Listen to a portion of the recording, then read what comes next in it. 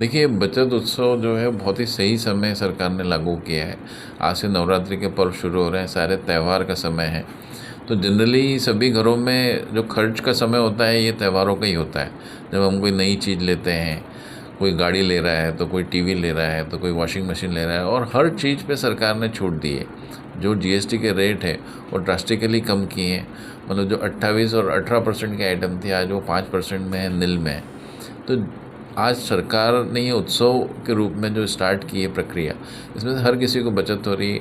Regular खर्चे में shampoo से लेके टॉवल से लेके हर चीज़ की कीमत कम हो रही है। और ये अंदाज़ा मेरा ये है कि मिनिमम 5% से लेके 12% से 13% तक का मुनाफा हो रहा है।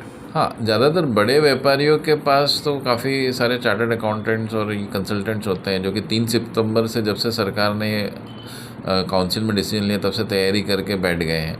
और कई लोगों ने अपने रिटेलर्स को भी बता दिया। लेकिन कुछ छोटे फुटकर व्यापारी हैं जिनको ये कन्फ्यूजन है कि भाई अभी ये जो रेट नया आया है, हमारा माल तो पुराने जीएसटी भर के हमने लिया है और आगे हमें अब जीएसटी कम भरना है, लेकिन वो पुराना जो हमारा गया है वो नुकसान हो जाएगा।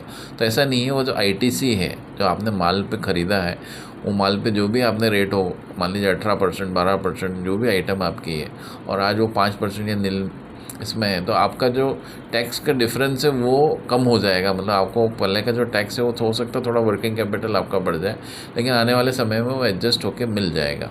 तो आपको आज से ही मतलब भाव कम लगाने पड़ेंगे, क्योंकि सरकार ने निर्देश दिए हैं कि भाई हर फुटकर व्यापारी को भी अपने रेट में कमी लानी है। इसकी चेकिंग भी शायद हो सकती है। हाँ, इंश्योरेंस में पहले से ही कुछ इंश्योरेंस कंपनीज क्या कर रही थी कि भाई अपने पास ही ऑब्जर्व कर रही थी।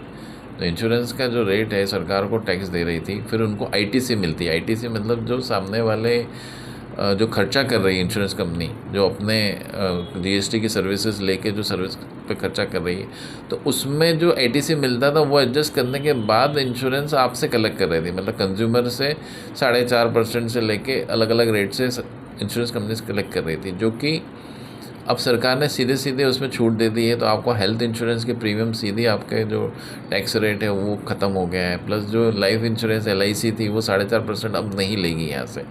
तो जो एब्जॉर्प्शन था वो भी कंपनी कम करेगी, और जो आईटीसी का एडजस्टमेंट करके आप लोगों को बेनिफिट, मतलब सभी लोगों को बेनिफिट मिलेगा इंश्योरेंस का। तो छोटे छोटे व्यापारी से लेकर बड़े से बड़े व्यापारी को भी इंश्योरेंस का बेनिफिट।